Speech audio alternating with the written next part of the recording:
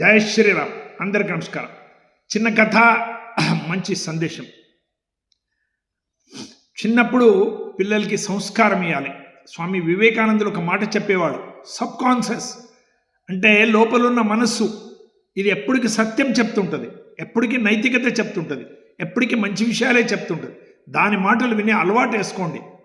మీరు ఉదాహరణకి చూడండి, ఒక షాప్లో 80 రూపాయలు సామాన్ కొంటారు, 100 రూపాయలు ఆయనకి ఇస్తారు. ఆయన 20 రూపాయలు మీకు తిరిగి ఇవ్వాలి.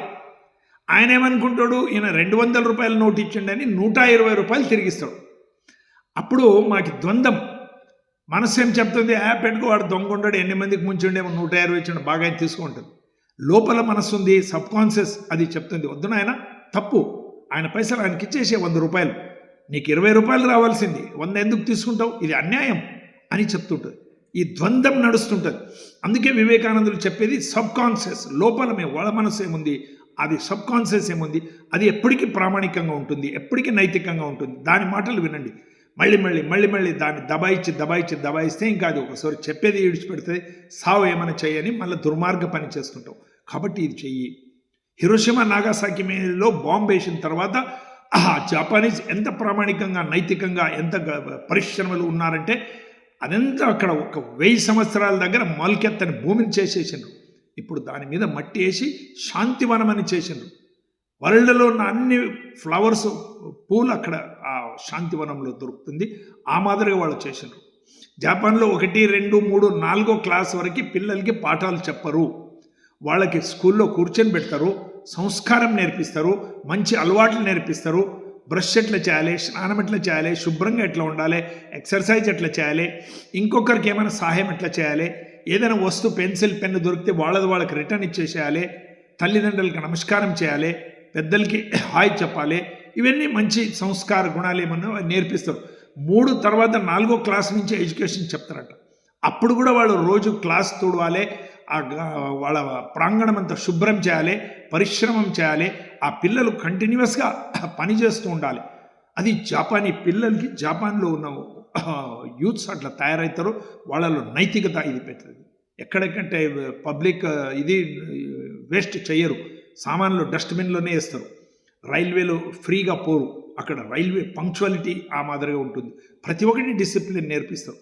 అది నైతికత అక్కడ జపాన్లో ఉన్న వాళ్ళు నేర్పించేది. మన పిల్లలు కూడా మేము ఎడ్యుకేషన్ కంటే ఎక్కువ నైతికత నేర్పియాలి. మంచి వ్యక్తులు ఉండాలి, ప్రామాణికంగా ఉండాలి. ఏది మనది కాదో అది ముట్టొద్దు, ఏది మనది వస్తువు కాదో అది ఎవరిది ఉంటుందో వాళ్ళకి ఇచ్చేసి. చిన్న పిల్లల్లో ఈ అలవాటు వస్తే పెద్దలైన తర్వాత కొంత వాళ్ళలో ప్రామాణికత నైతికత ఉంటుంది. ఒకసారి ఒక సాధువు, ఒక శిష్యుడు అడవిలో పోతుంటారు. అక్కడ ఒక కుండలో సువర్ణ నాణ్యాలు పడినది ఒక కుండ అక్కడ కనిపిస్తుంది మధ్యలో. శిష్యుడు ఆనందిస్తాడు, స్వామి చూడండి, అన్ని సువర్ణ నాణ్యాలు, తీసుకుని పోదాం, మా మఠం, మా ఆశ్రమం చాలా మంచిగా అవుతుంది అంటే. అప్పుడు సంతుడు చెప్తాడు, వద్దు నాయన, ఇది మనది కాదు, ఎవరిదో ఏమో, ఇదంతా మాయా, ఇది ముట్టొద్దు, ఇక్కడ రా, నీకు చెప్తా, దీని గతి ఏముంది చెప్తారా, ఈ ద్రవ్యం చాలా డేంజరస్ అని ఆ పక్కన పొదలో కూర్చుంటారు ఇద్దరు. చూద్దాం కొంతసేపు అంటే. ఇద్దరు అన్నదమ్ములు అక్కడి నుంచి నడిచి వస్తుంటారు. తమ్ముడు చూస్తాడు, అన్నా చూడు, సువర్ణ నాణ్యాలు దొరికిపోయింది, మేము శ్రీమంతులు అయిపోయినాం, తీసుకుని పోదాం రా, ఊరికి పోదాం, ఇద్దరు సగం తీసుకుందాం. అన్న అంటాడు, వద్దు తమ్ముడు, ఇప్పుడు పోతే ఊళ్ళో అందరూ అడుగుతారు, ఎక్కడి నుంచి ఏం కథ అని అడుగుతారు, నీవు పో, భోజనం చేయి, నాకింత భోజనం తీసుకుందా, టిఫిన్ తీసుకుందా, సూర్యాస్తమైన తర్వాత వెళ్ళిపోదాం, రాత్రికి ఇద్దరు పంచుకుందాం. సరే అంటాడు. ఆయన తమ్ముడు అక్కడ పోయినానికి ఆలోచన వస్తుంది, దురాలోచన. చూడండి, ఆ ద్రవ్యం నుంచి ఆలోచన మార్పు వస్తుంది. తమ్ముడిని, అన్నని చంపేసేయాలి, ఆహారంలో విషం పెట్టాలి, మొత్తం నేనే మోసుకుంటాను, అన్నక్కడే పడి చచ్చిపోతాడు ఏమన్నా. కానీ ఇక్కడ అన్నేం ఆలోచిస్తాడు, తమ్ముని చంపాలి, వాడు వస్తే దాన్ని చాకు ఉంది నా దగ్గర, కొట్టి చంపి వాడిని ఇక్కడ పొదలు పారేసి మొత్తం కుండ నేను తీసుకుని పోతా అని ఆడు తయారవుతాడు. తమ్ముడు వచ్చి టిఫిన్ డబ్బా ఆడ పెట్టి ఇట్లా వంగింటాడు. అప్పుడే వెన్నులు చూరేసి తమ్ముని చంపేస్తాడు, చంపి అక్కడ పొదలు పారేస్తాడు. ఇంకా తమ్ముడైతే చనిపోయా, కుండ అంతా నాకే బంగారం, ఇంకా అన్నం తిని తీసుకుని పోదామని భోజనం చేస్తాడు. భోజనంలో విషం. ఆ భోజనం చేసిన తర్వాత 15 నిమిషాలు ఆయన కూడా చచ్చిపోతాడు, ఆ కుండ అట్లే మిగిలిపోతుంది. అప్పుడు సాధువు చెప్తాడు, చూడు ఎట్లా ఉంది పరిస్థితి, ఆ ద్రవ్యం అక్కడే ఉంది, ఆ ద్రవ్యంకి ఆశపడి దురాశపడిన వాళ్ళు ఇద్దరూ చనిపోయింది. ఈ దురాశ చాలా డేంజరస్, మనది కాని సొమ్ము మేము ముట్టరాదు అని ఆయనకి చెప్తాడు. నోయిడాలో జీవంతంగా జరిగింది ఒక ఉదాహరణ. 1600 ఎకరాల భూమి, ఇద్దరు అన్నదమ్ములు 800 ఎకరాలు 800 ఎకరాలు పంచుకున్నారు. ఒక భవంతి ఉంది పెద్దది. తమ్ముడు అన్నాడు, అనాది నాకు కావాలి. అన్నాడు, అది ఇస్తలేను నేను, వేరే ఏమి ఇచ్చినా అది మాత్రం ఇయ్యను. లేదన్నా అది చాలా మంచిగా ఉంది, నా పిల్లలకి చాలా అపేక్ష ఉంది, లేదు ఇస్తలేదు. ఎట్లయో ఒకరికొకరు చాలా హార్ట్గా చర్చ జరిగింది. ఇద్దరు రివాల్వర్ తీసినారు, ఇద్దరు ఇక్కడ షూట్ చేసిండ్రు. ఒకటే టైంలో స్పాట్లో ఇద్దరు చచ్చిపోయారు. ఇద్దరు షూట్ చేసేసిండ్రు. ఆ గోలి ఈయనకు తగిలింది, ఈ గోలి ఆయనకు తగిలింది, ఇద్దరు చచ్చిపోయారు. భూమి అక్కడే ఉంది, భవంతి అక్కడే ఉంది. ఈ అనుభవం చేసిన అన్నదమ్ములు ఇద్దరు చనిపోయారు. ఇది జరిగిన ఘటన. మహాభారతం యుద్ధం భూమి కొరకు జరిగింది. ఇప్పుడు కూడా కురుక్షేత్రం అట్లే పడింది. హర్యానాలో మీరు పోయి చూడండి. మహాభారతం యుద్ధం చేసిన వాళ్ళు ఎవరు లేరు, భూమి అట్లే ఉంది.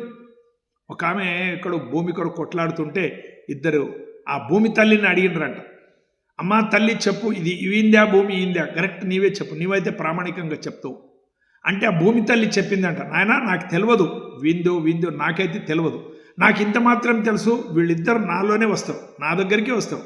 అంటే ఇద్దరిని మట్టిలోనే పూడ్చిపెడతారు. అంటే ఈ కథలన్నీ ఉదాహరణ చెప్పేది ఉద్దేశం ఏమిటంటే వాస్తవికంగా ఉండవు. అంటే మనలో మార్పు రావాలి, మనలో చేంజెస్ రావాలి, మనలో నైతికత పెరగాలి అనే ఉద్దేశంతో ఈ కథలు చెప్తుంటారు. కాబట్టి మేము కూడా దీన్ని ఆలోచించాలి. భారత్ మాతకి జై. అందరికీ నమస్కారం.